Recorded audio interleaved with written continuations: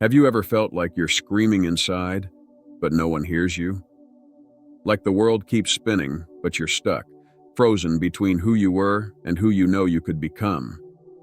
It's not laziness, it's not drama, it's a real struggle, invisible, constant. It's the noise of a soul searching for direction. It's the heart looking for signs in the middle of the mess. But that inner cry, it can be the beginning of your awakening. Awakening isn't just realizing something. It's the exact moment you decide you can't stay the same. It's when you look at your reflection and, instead of seeing your mistakes, you begin to see your possibilities. The strongest enemy isn't always outside. It's the voice inside telling you, you can't. You're not enough. You'll never make it. But that voice can be silenced, not with noise, but with truth. God didn't design you to live trapped. He placed a seed of purpose inside you, and purpose has a sound. It's a calling, and once you hear it, you can't unhear it. Awakening is choosing to respond to that call. It's not about making massive changes overnight. It's about one step, just one, with intention. Writing yourself a letter, talking to God, writing your name in a notebook and saying, "This is where it begins." David didn't become king by accident. His greatness began when he was faithful in the small things, when he chose obedience, even when no one was watching. Awakening is also about shifting your focus. You already know you must observe from outside the situation to gain awareness and identify what really matters.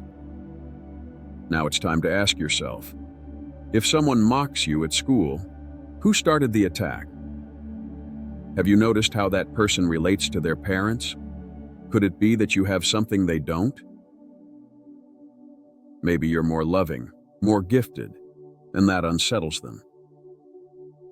Maybe they figured out your strength lies in your character, your family, or your light, and that's why they target you. You bring your lunch to work. They don't. You're always clean and sharp. They're not. You don't chase attention, but you're excellent at what you do. Often people attack what they secretly wish they had. David was sent to the battlefield and asked, "What will be given to the one who defeats the giant?" His brother didn't support him. He attacked him, called him lazy, tried to shame him in front of everyone. And what did David do? He ignored the attack. He didn't fight back. He focused on what mattered. The result? He defeated Goliath. He did what his brother couldn't. Can you imagine his brother's face when he saw the giant's head in David's hands? David knew his presence made them uncomfortable. He had been anointed as king, even though he still served humbly.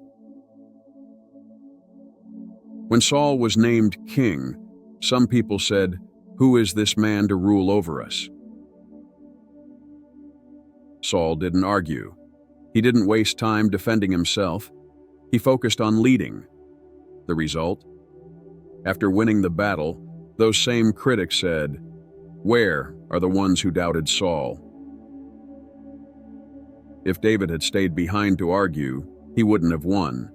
If Saul had stopped to fight, he wouldn't have led. Learn to shift your focus.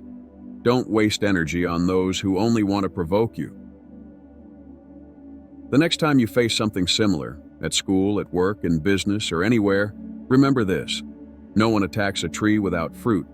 If they criticize you, humiliate you, or try to destroy your identity, it's because there's something in you they don't have, something that threatens them, something they want to possess or control.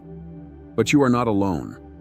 There are people waiting to see you rise, people who will support you once they see you stand up. They need to see that you're ready to change, that you're willing to rise and show who you are. It's time to awaken. If you don't, you'll slowly die inside. If you stay asleep, your potential will die with you, and you'll never become what you were created to be. Action step. Apply what you've learned.